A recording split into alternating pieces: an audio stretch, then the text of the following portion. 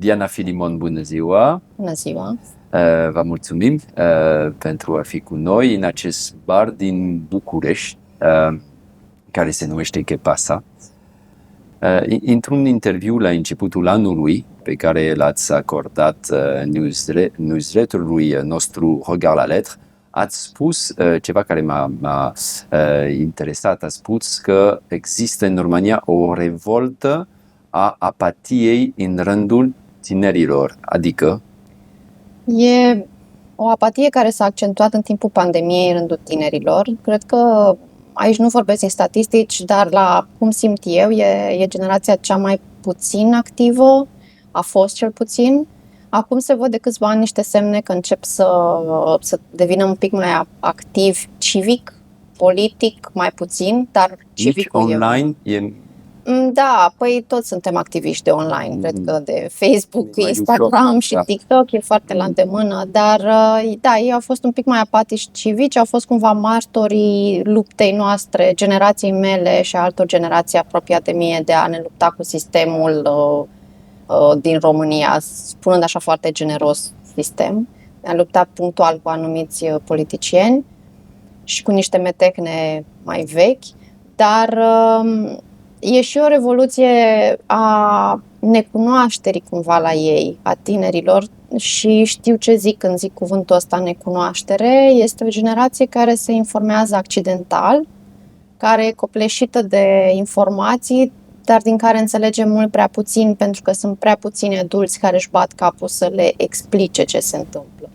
Și pandemia, iar acum războiul din Ucraina, îi face să fie și mai pierduți cumva în informații și mai îi face să se îndrepte spre o revoltă, dar o revoltă a oamenilor neînțeleși și care nu prea înțeleg ce se întâmplă.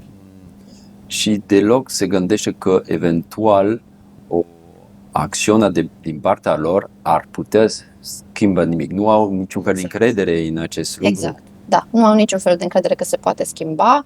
Și nu este o problemă care vine doar de la ei, este ceva moștenit, pentru că mulți dintre ei sunt crescuți de părinți frustrați, care le spun același lucru, că nu are sens, pentru că oricum nimic nu se schimbă, pentru că în România lucrurile nu se schimbă deloc și atunci nu are sens să-și bată capul.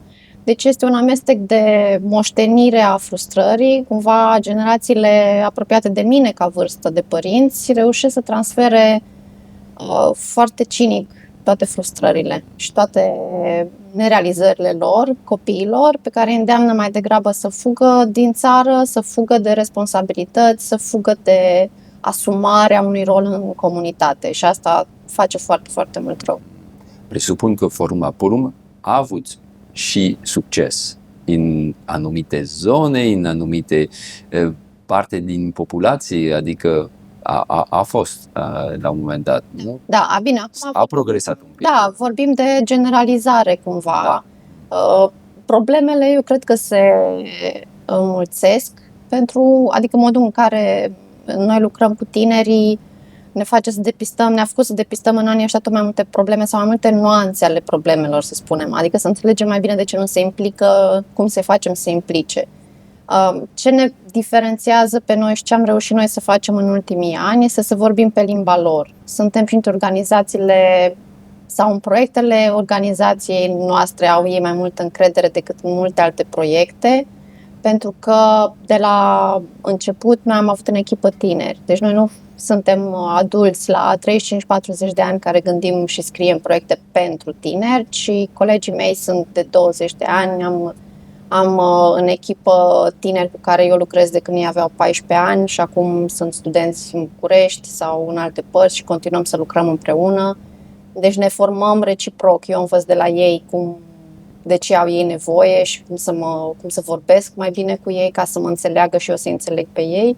Și ei învață de la mine cum să fie mai eficienți în ceea ce fac sau cum să își canalizeze energia pentru a schimba în ceea ce cred ei că trebuie schimbat.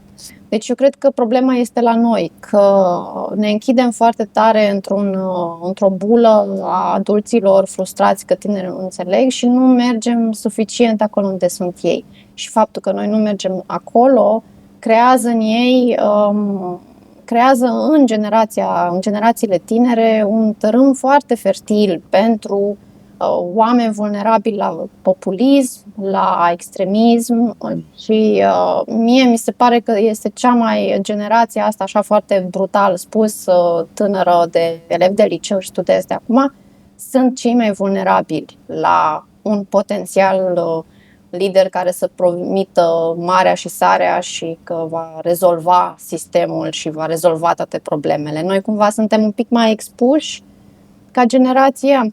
Eu am crescut cu televizorul pus pe dezbateri politice, am auzit atât părerea lui Ion Iliescu cât și a lui Vadim Tudor și asta cumva m-a făcut să fiu un pic mai realistă sau mai conștientă de toate discursurile, toate părțile dintr-un discurs. Ei nu aud de multe ori două părți două opinii despre un lucru. De obicei aud doar o opinie care este în bula lor și asta face să fie foarte periculos. Dar din nou trebuie să mergem acolo. Nu social media este cea care îi afectează, ci faptul că noi nu ne adaptăm suficient la a fi acolo și nu înțelegem să ne adaptăm modul de a comunica cu ei. Pentru că consumul lor de social media le schimbă și limita atenției, durata atenției, le schimbă și modul în care vor să consume știri și în care vor și pot să înțeleagă lumea.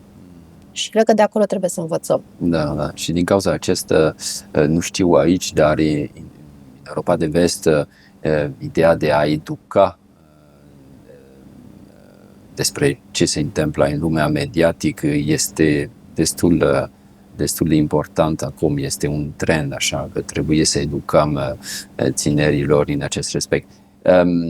Tot în Europa de Vest ați văzut implicarea tinerilor, în special în ce se privește mediul și spun cu voce tare și clar că vor să trăiesc într-o altă societate, una mai responsabilă atât din punct de vedere ecologic cât și din punct de vedere social.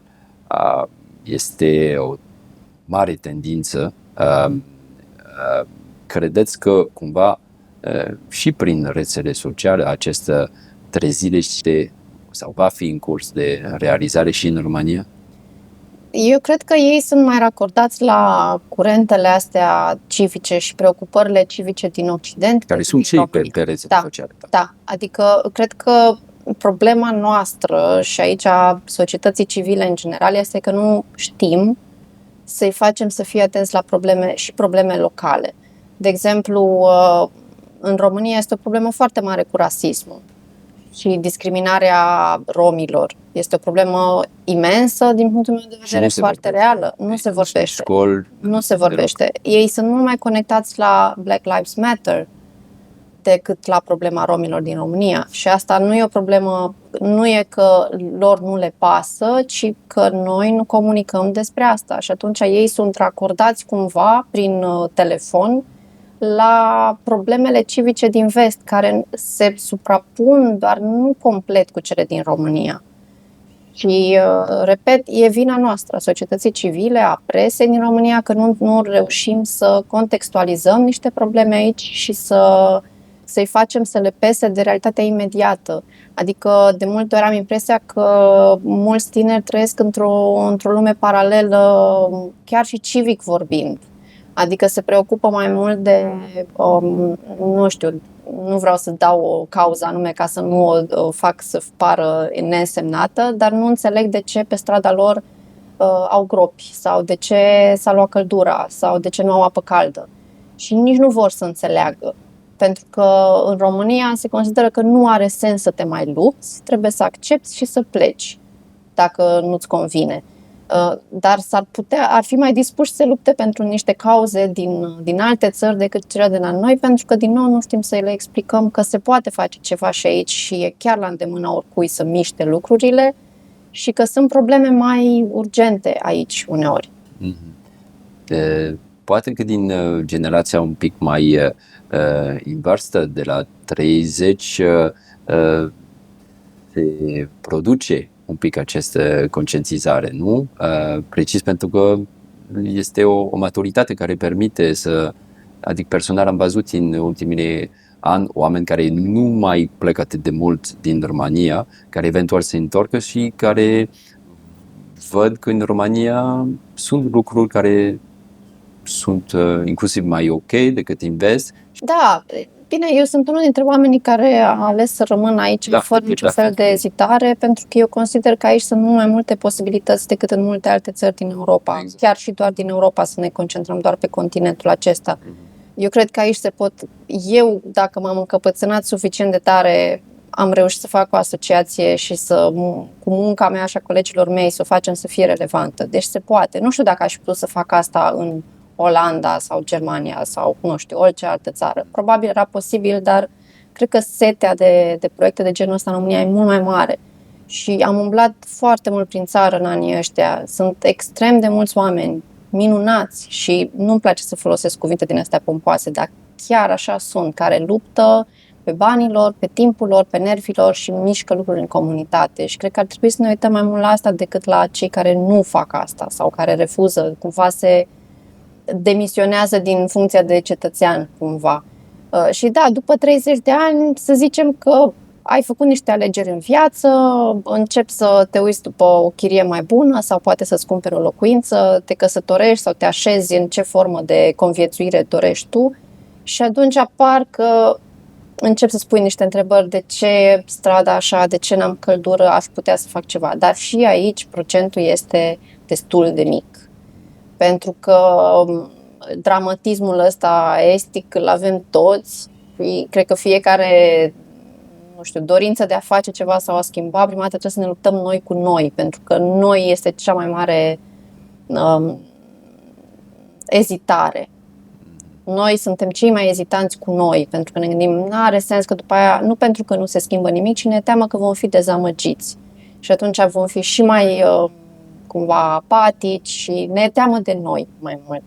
Dar da, după 30 de ani te lovești de un spital, te lovești de un ghișeu, te lovești de niște lucruri care te irită mai mult și te fac să faci lucrurile diferit, poate. Așa sper. Bine, Diana Filimon, vă mulțumesc foarte mult! Mulțumesc și eu!